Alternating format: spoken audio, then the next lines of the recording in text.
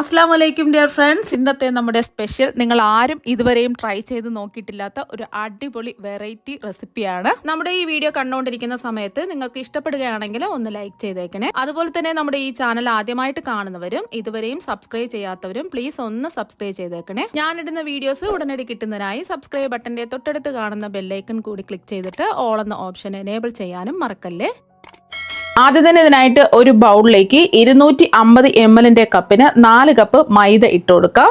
അപ്പം ഇതുപോലത്തെ അളവ് കപ്പ് ഇല്ലാന്നുണ്ടെങ്കിൽ ചായയും വെള്ളമൊക്കെ കുടിക്കുന്ന ഗ്ലാസിന്റെ അളവിൽ മാവ് അളന്നെടുക്കുക.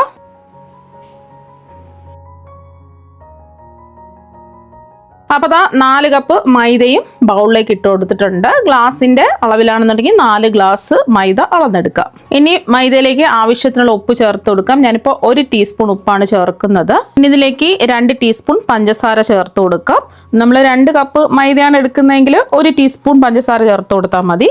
ഇപ്പോൾ ഞാൻ 4 കപ്പ് മൈദ എടുത്തത് കൊണ്ട് 2 ടീസ്പൂൺ പഞ്ചസാരയാണ് എടുക്കുന്നത്. പഞ്ചസാര ചേർക്കുമ്പോൾ ചെറിയൊരു ബ്രൗൺ നിറമൊക്കെ കിട്ടുന്നതിന് വേണ്ടിയിട്ടും ഒക്കെയാണ് പഞ്ചസാര ചേർക്കുന്നത്. ഇനി ഇതിലേക്ക് നമ്മൾ എടുത്തിട്ടുള്ളത് ഒരു കോഴിമുട്ടയാണ്. ഒന്ന് ബീറ്റ് ചെയ്തിട്ട് ഇതിലേക്ക് ചേർത്ത് കൊടുക്കുക. അപ്പോൾ അടിച്ച് പതപ്പിക്കേണ്ട ആവശ്യമൊന്നുമില്ല, ജസ്റ്റ് ഒന്ന് ബീറ്റ് ചെയ്തെടുത്താൽ മതിയാവും. പിന്നെ നിങ്ങൾക്ക് മുട്ട ഇഷ്ടമല്ല എന്നുണ്ടെങ്കിൽ മുട്ട ചേർക്കേണ്ട ആവശ്യമില്ല. മുട്ട ചേർക്കാതെ ബാക്കിയെല്ലാം ചേർത്തിട്ട് ചെയ്തിട്ടെടുക്കാവുന്നതാണ്. വേണമെന്നുണ്ടെങ്കിൽ മാത്രം പുളിപ്പില്ലാത്ത 2 ടേബിൾ സ്പൂൺ തൈര് വേണമെന്നുണ്ടെങ്കിൽ ചേർത്ത് കൊടുക്കാം മുട്ടയ്ക്ക് പകരമായിട്ട്. ഇനി ഇതെല്ലാം കൂടിയിട്ട് ഒരു കൈ വെച്ചോ അല്ലെങ്കിൽ വിസ്ക് വെച്ചിട്ടോ ഒന്ന് മിക്സ് ചെയ്തെടുക്കാം. നമ്മൾ ചേർത്ത് കൊടുത്ത ഉപ്പും പഞ്ചസാരയും മുട്ടയും മാവിൻ്റെ എല്ലാ ഭാഗത്തും എത്തണം. അപ്പം മാവ് മിക്സ് ചെയ്ത് എടുത്തിട്ടുണ്ട്. ഇനി ഇതിലേക്ക് നമ്മൾ ചേർത്ത് കൊടുക്കുന്നത് ചൂടുള്ള പാലാണ്. 1/2 കപ്പാണ് ഒഴിച്ചു കൊടുക്കുന്നത്. തിളപ്പിച്ചിട്ട് ചെറിയ ചൂടോടുകൂടി ചേർത്തിട്ട് കൊടുക്കുക. എന്നിട്ട് നമുക്ക് കൈ വെച്ചിട്ട് ഒന്ന് കുഴയ്ക്കാം. എന്നിട്ട് ആവശ്യത്തിനുള്ള വെള്ളവും കൂടി ചേർത്തിട്ട് കുഴച്ചെടുക്കാം. എല്ലാം ഒന്ന് മിക്സ് ചെയ്തെടുക്കാം. പാല് ഇഷ്ടമല്ലാത്തവർക്ക് വെള്ളം മാത്രം ഒഴിച്ചിട്ട് ചെയ്താലും മതി. അപ്പോൾ ഒന്ന് മിക്സ് ചെയ്തു. ബാക്കി വെള്ളവും കൂടി ഒഴിച്ചിട്ട് ഒന്ന് കുഴച്ചെടുക്കാം. ഇപ്പം ഞാൻ 1/2 കപ്പ് വെള്ളമാണ് എടുത്തിട്ടുള്ളത്. ഇനി ഇത് കുറച്ചായിട്ട് വെള്ളം ഒഴിച്ചു കൊടുക്കാം. നമ്മളെടുക്കുന്ന ഓരോ മൈദയ്ക്കനുസരിച്ച് വെള്ളത്തിൻ്റെ അളവിനും വ്യത്യാസം വരും. അപ്പോൾ അതുകൊണ്ട് കുറച്ച് നോക്കിയിട്ട് വെള്ളം ഒഴിച്ചു കൊടുക്കുക.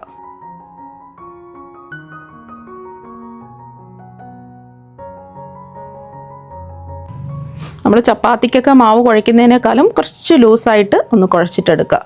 അപ്പോൾ ഞാൻ 1/2 കപ്പ് ഫുള്ള് ഒഴിച്ചു കൊടുത്തു. ഞാനിപ്പോൾ 1/2 കപ്പ് വെള്ളമാണ് ഒഴിച്ചു കൊടുത്തിട്ടുള്ളത്. കറക്റ്റ് പാകത്തിനുള്ള വെള്ളമാണ്. നമ്മളിതിലേക്ക് 1/2 കപ്പ് പാലും 1/2 കപ്പ് വെള്ളമാണ് ഒഴിച്ചു കൊടുത്തിട്ടുള്ളത്. ഇത് നല്ല സോഫ്റ്റാക്കി ഒന്ന് കുഴച്ചെടുക്കാം. ഇപ്പം മാവ് കുഴച്ചെടുത്തിട്ടുണ്ട്. ഇനി മാവ് കൗണ്ടർ ടോപ്പിലിട്ടിട്ട് ഒരു 10 മിനിറ്റെങ്കിലും നല്ലതുപോലെ ഒന്ന് തേച്ച് പിടിപ്പിച്ച് ഒന്ന് മാവ് സോഫ്റ്റാക്കി എടുക്കാം. നമ്മൾ കുഴച്ചെടുത്ത മാവ് ഇതുപോലെ കൈകൊണ്ട് തേച്ച് മാവ് നല്ല സോഫ്റ്റാക്കി എടുക്കുക.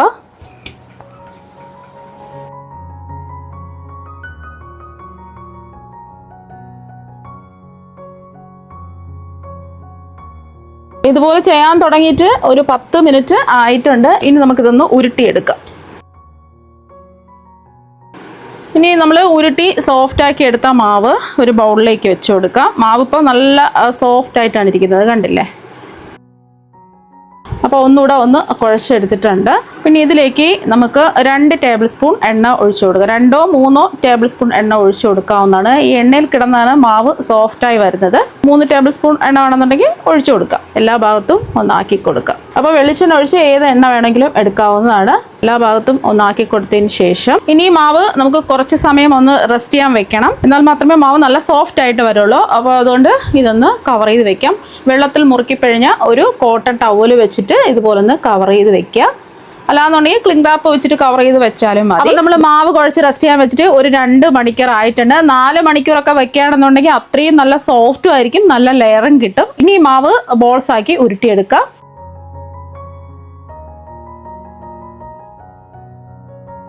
ഇതുപോലെ നമുക്ക് എത്രയാണോ വലിപ്പം വേണ്ട അനുസരിച്ച് ഇതുപോലെ ബോൾസ് ആക്കി എടുക്കാം. അപ്പോൾ ഇതുപോലെ ഒട്ടും സ്ക്രാച്ച് ഒന്നും ഇല്ലാതെ മാവ് ബോൾസ് ആക്കി എടുക്കുക. ഉരുളകളെല്ലാം ഉരുട്ടി എടുത്തിട്ടുണ്ട്. ഇനി നമ്മൾ ഉരുട്ടിയെടുത്ത ഉരുളകൾ ആ ബൗളിൽ തന്നെ വെച്ച് കൊടുക്കുക. ആ ബൗളിൽ കുറച്ച് എണ്ണ ഉണ്ട്. എണ്ണ ഇല്ലാന്നുണ്ടെങ്കിൽ കുറച്ച് എണ്ണ ഒഴിച്ചു കൊടുക്കുക. ബാക്കിയുള്ള ഈ എണ്ണയിൽ തന്നെ നമുക്ക് ഉരുള പിടിച്ചത് വെച്ച് കൊടുക്കാം. വീണ്ടും നമുക്ക് മാവ് റെസ്റ്റ് ചെയ്യാൻ വെക്കണം.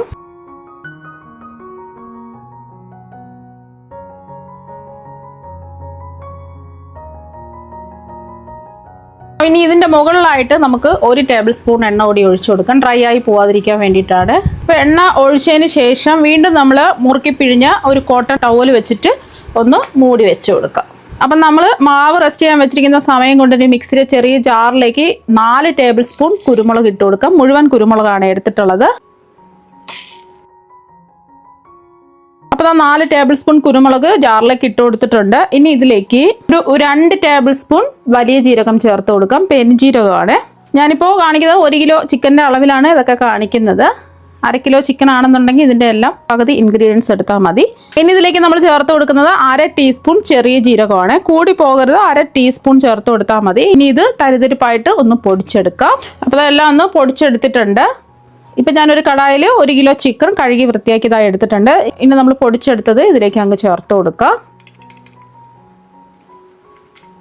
ഇനി ഇതിലേക്ക് 1 ടീസ്പൂൺ മഞ്ഞൾപ്പൊടിയും 2 ടേബിൾ സ്പൂൺ മല്ലിപ്പൊടിയും കൂടി ചേർത്ത് കൊടുക്കാം. ഇതിൽ നമ്മൾ മുളക് പൊടി ചേർക്കുന്നില്ല. ഈ ആവശ്യത്തിനുള്ള ഉപ്പ് ചേർത്ത് കൊടുക്കാം. 1 ടീസ്പൂൺ ഉപ്പാണ് ചേർത്ത് കൊടുക്കുന്നത്. ലാസ്റ്റിൽ നമുക്ക് ഉപ്പ് കുറവുണ്ടെന്നുണ്ടെങ്കിൽ അപ്പം ചേർത്ത് കൊടുത്താൽ മതി. പിന്നെ ഇതിലേക്ക് 2 മീഡിയം സൈസ് സവാള ഇതുപോലെ നീളത്തിൽ കട്ട് ചെയ്ത് ചേർക്കാം. 6 പച്ചമുളക് ഇതുപോലെ നീളത്തിൽ കട്ട് ചെയ്താണ് ചേർത്ത് കൊടുത്തിട്ടുള്ളത്. അപ്പോൾ എരിവുള്ള മുളക് ആയതുകൊണ്ടാണ് 6 എണ്ണം എടുത്തിട്ടുള്ളത്. എരിവില്ലാത്ത മുളകാണെന്നുണ്ടെങ്കിൽ ഒരു 8 എണ്ണം ഒക്കെ എടുക്കുക. അവരവരുടെ എരിവിനനുസരിച്ചിട്ട് പച്ചമുളക് ചേർക്കാം. ഇനി 1 ടേബിൾ സ്പൂൺ ഇഞ്ചി ചതച്ചത് ചേർത്ത് കൊടുക്കാം. ഇഞ്ചി പേസ്റ്റ് ഉണ്ടെന്നുണ്ടെങ്കിൽ അത് ചേർത്ത് കൊടുത്താലും മതി. അതുപോലെ തന്നെ 1 ടേബിൾ സ്പൂൺ വെളുത്തുള്ളി ചതച്ചതും കൂടി ചേർത്ത് കൊടുക്കാം. ഇനി 1 തണ്ട് കറിവേപ്പില ചെറുതായിട്ട് മുറിച്ചത് ചേർക്കാം. ഇതിലേക്ക് 1 ടേബിൾ സ്പൂൺ വെളിച്ചെണ്ണയും കൂടെ ചേർത്ത് കൊടുത്തിട്ട് നന്നായിട്ട് കൈ വെച്ചിട്ട് ഒന്ന് മിക്സ് ചെയ്തെടുക്കാം.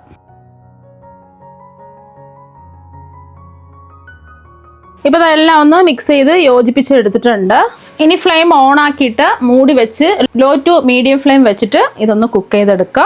ഇടയ്ക്കിടയ്ക്ക് ഒന്ന് ഇളക്കി കൊടുക്കുക. നമ്മൾ ചിക്കൻ വേവിക്കാൻ വെച്ചിട്ട് ഒരു 10 മിനിറ്റ് ആയിട്ടുണ്ട്. ഇനി നമുക്ക് തുറന്ന് നോക്കാം. ഇപ്പോൾ കണ്ടില്ലേ, ചിക്കനിൽ നിന്നും വെള്ളമൊക്കെ ഇറങ്ങി വന്നിട്ടുണ്ട്. ഇതുപോലെ വെള്ളം ഇറങ്ങി വന്നിട്ടില്ല എന്നുണ്ടെങ്കിൽ തിളച്ച 1/2 കപ്പ് വെള്ളം ഒഴിച്ചു കൊടുക്കുക. ഇനി കുറച്ചും കൂടെ ഒന്ന് വേവാനുണ്ട്. മൂടി വെച്ചിട്ട് ഒന്ന് കുക്ക് ചെയ്തെടുക്കാം. ലോ ടു മീഡിയം ഫ്ലെയിം തന്നെ വെച്ച് കൊടുക്കുക. അപ്പോൾ ചിക്കൻ വെന്ത് വരുന്ന സമയം കൊണ്ട് നമുക്കൊരു കടായിലേക്ക് ഒരു 2 ടേബിൾ സ്പൂൺ വെളിച്ചെണ്ണ ഒഴിച്ചു കൊടുക്കാം. എണ്ണ ഒന്ന് ചൂടാവട്ടെ. 2 ചെറിയ കഷ്ണം പട്ട ചേർക്കാം. ഒരു 6 ഗ്രാമ്പു ചേർക്കാം. ഒരു 2 ഏലക്കയും കൂടി ചേർത്ത് കൊടുക്കാം. ഫ്ലെയിം മീഡിയം ഫ്ലെയിം വെക്കുക. ഇതൊന്ന് മൂത്ത് വരണം. ഇതൊക്കെ ഒന്ന് മൂത്ത് വരുന്ന സമയത്ത് ഒരു 30 സെക്കൻഡ് ആകുമ്പോൾ ഇതൊന്ന് മൂത്ത് വരും. ഈ ഒരു സമയം 2 ഇഞ്ച് വലിപ്പത്തിലുള്ള ഇഞ്ചി നീളത്തിൽ കട്ട് ചെയ്തതും ഒരു 8 അല്ലി വെളുത്തുള്ളി നീളത്തിൽ കട്ട് ചെയ്തതും കൂടി ചേർത്ത് കൊടുത്തിട്ട് ഒരു പച്ചമണം മാറി കിട്ടുന്ന വരെ ഒന്ന് ഇളക്കി കൊടുക്കാം. പച്ചമണമൊക്കെ ഒന്ന് മാറിയതിന് ശേഷം 2 സവാള നീളത്തിൽ കട്ട് ചെയ്ത് ചേർക്കാം. സവാള വഴറ്റിയെടുക്കുന്നതിന് ആവശ്യമായിട്ടുള്ള ഒരു 1/2 ടീസ്പൂൺ ഉപ്പ് ചേർക്കാം. സവാള എല്ലാം ഒന്ന് വഴന്ന് വരട്ടെ. അപ്പോൾ സവാളയൊക്കെ ജസ്റ്റ് ഒന്ന് വാടി വന്നിട്ടുണ്ട്. ഈ ഒരു സമയം ഒരു 1/2 ടീസ്പൂൺ മഞ്ഞൾപ്പൊടി ചേർത്ത് കൊടുക്കാം. നമ്മൾ നേരത്തെ വേവിച്ച ചിക്കനിൽ എരിവ് നോക്കിയിട്ട് എരിവ് കുറവാണെന്നുണ്ടെങ്കിൽ ഒരു 2 ടീസ്പൂൺ കുരുമുളക് പൊടിയും കൂടെ ചേർത്ത് കൊടുക്കാം. ഇതൊന്ന് ഇളക്കി കൊടുക്കാം. ആ മഞ്ഞൾപ്പൊടിയുടെ പച്ചക്കുത്തിലൊക്കെ ഒന്ന് മാറിയതിന് ശേഷം 2 തക്കാളി കട്ട് ചെയ്തതിലേക്ക് ചേർക്കാം. ഈ തക്കാളി എല്ലാം ഒന്ന് വാടി ഉടഞ്ഞു വരണം. വേണമെന്നുണ്ടെങ്കിൽ മൂടി വെച്ചിട്ട് കുക്ക് ചെയ്തെടുക്കുക. അപ്പോൾ തക്കാളിയൊക്കെ വാടി ഉടഞ്ഞു വന്നിട്ടുണ്ട്. ഇനി ഇതിലേക്ക് നമ്മൾ ചേർത്ത് കൊടുക്കുന്നത് ക്യാപ്സിക്കം ആണ്. പച്ച കളർ ക്യാപ്സിക്കം ആണെന്നുണ്ടെങ്കിൽ 1 എണ്ണം ചേർത്താൽ മതി. എല്ലാം കൂടിയിട്ട് 3 കളറുള്ള ക്യാപ്സിക്കം ചേർത്ത് കൊടുക്കുന്നത് 1 കപ്പാണ് എടുക്കുന്നത്. പച്ച കളറിലുള്ള ക്യാപ്സിക്കം മാത്രമാണെന്നുണ്ടെങ്കിൽ 1 കപ്പ് പച്ച കളറിലുള്ള ക്യാപ്സിക്കം മാത്രം ചേർത്ത് കൊടുത്താൽ മതി. എൻ്റെ കയ്യിലുള്ളത് കൊണ്ടാണ് 3 കളറുള്ള ക്യാപ്സിക്കം ഇട്ട് കൊടുത്തിട്ടുള്ളത്. ഇനി ഉള്ളിത്തണ്ട് ഉണ്ടെന്നുണ്ടെങ്കിൽ ഒരു 1/2 കപ്പ് ചേർത്ത് കൊടുക്കാം. ഇല്ല എന്നുണ്ടെങ്കിൽ അത് ഒഴിവാക്കാം. ഇത് അധികം വേവൊന്നുമില്ല, ജസ്റ്റ് ഒന്ന് വാടി വന്നാൽ മാത്രം മതി. ഒരു 30 സെക്കൻഡ് ഒന്ന് ഇളക്കി കൊടുക്കാം. ഇതിലേക്ക് നമ്മൾ ചേർത്ത് കൊടുക്കുന്നത് 3 പച്ചമുളക് ലാസ്റ്റിൽ ചേർത്ത് കൊടുക്കുകയാണ്. അപ്പോൾ എരിവൊക്കെ നോക്കിയിട്ട് പച്ചമുളക് ചേർത്ത് കൊടുക്കുക. നല്ല എരിവൊക്കെ ആണെന്നുണ്ടെങ്കിൽ പച്ചമുളക് ഒഴിവാക്കാം. ഇനി ഇതിലേക്ക് ചേർത്ത് കൊടുക്കുന്നത് 2 ടേബിൾ സ്പൂൺ ടൊമാറ്റോ കെച്ചപ്പാണ്. അതുപോലെ തന്നെ 1 ടേബിൾ സ്പൂൺ സോയ സോസ് ചേർക്കാം. ഇനി ഒന്ന് ഇളക്കി കൊടുക്കാം.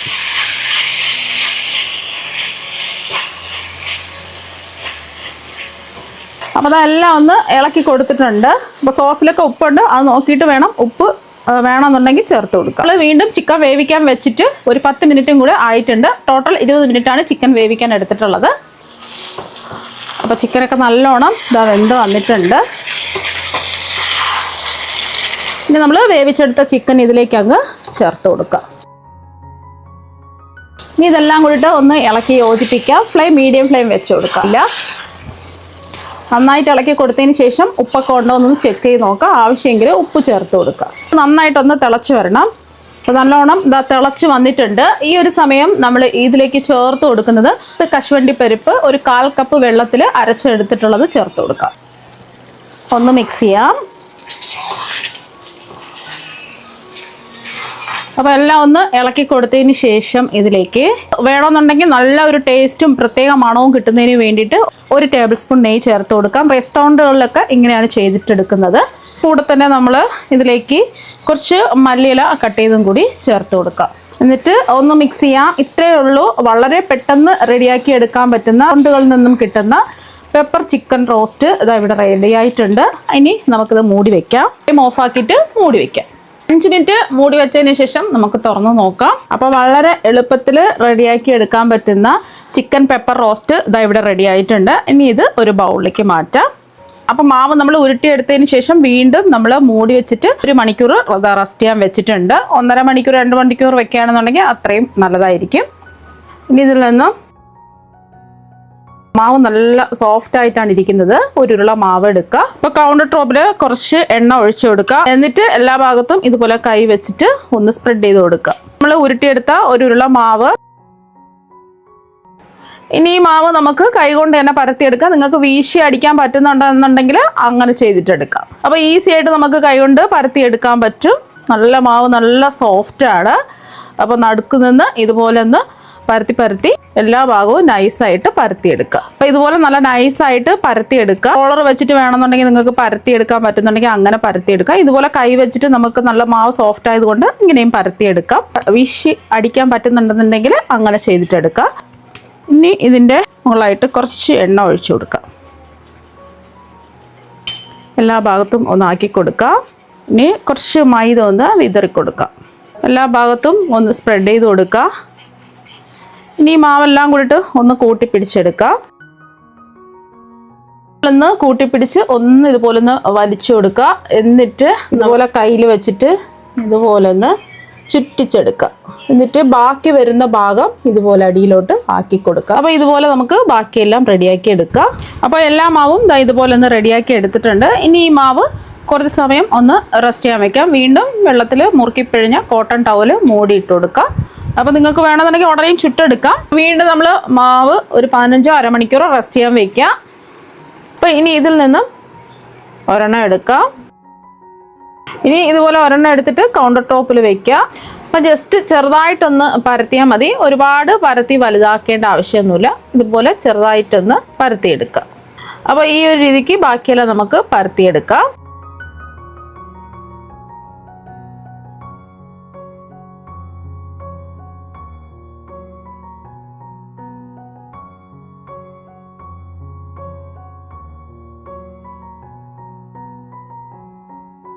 ഇനി ഇത് ചുട്ടെടുക്കുന്നതിന് വേണ്ടിയിട്ട് ഒരു തവ ചൂടാക്കാൻ വെച്ചിട്ടുണ്ട്. കുറച്ച് എണ്ണ ഒന്ന് ബ്രഷ് ചെയ്യാം. 3 എണ്ണം ഒരുമിച്ചിട്ടാണ് നമ്മൾ ചുട്ടെടുക്കുന്നത്. പരത്തി വെച്ചത് ഓരോന്നായിട്ട് വെച്ച് കൊടുക്കുക. മുകളിലും കുറച്ച് എണ്ണ ഒഴിച്ചു കൊടുക്കുക.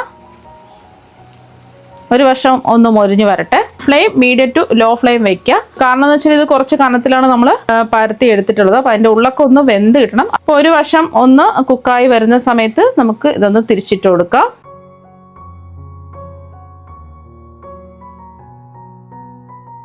അപ്പോൾ ഈ വശം ഇതുപോലെ ഒന്ന് മൊരിഞ്ഞ് കുക്കായി വരണം. അപ്പോൾ 2 സൈഡും മൊരിഞ്ഞ് വന്നിട്ടുണ്ട്.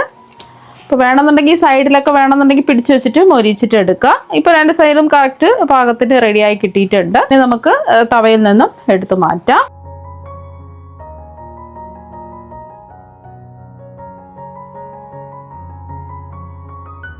അപ്പോൾ ഇതുപോലെ തന്നെ നമുക്ക് ബാക്കിയെല്ലാം ചുട്ടെടുക്കാം.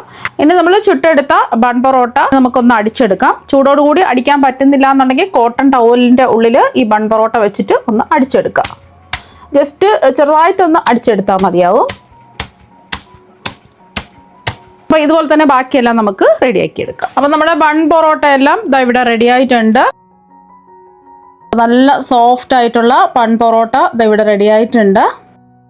അപ്പോൾ അതാ കടല് നല്ല ലെയറായിട്ട് ഇതാ കിട്ടിയിട്ടുണ്ട്. നല്ല സോഫ്റ്റ് ആയിട്ടാണ് ഇരിക്കുന്നത്. റെസ്റ്റോറൻറ്റിൽ നിന്നും കിട്ടുന്ന അതേ ടേസ്റ്റിൽ തയ്യാറാക്കിയെടുത്ത പെപ്പർ ചിക്കൻ റോസ്റ്റും ഇവിടെ റെഡി ആയിട്ടുണ്ട്.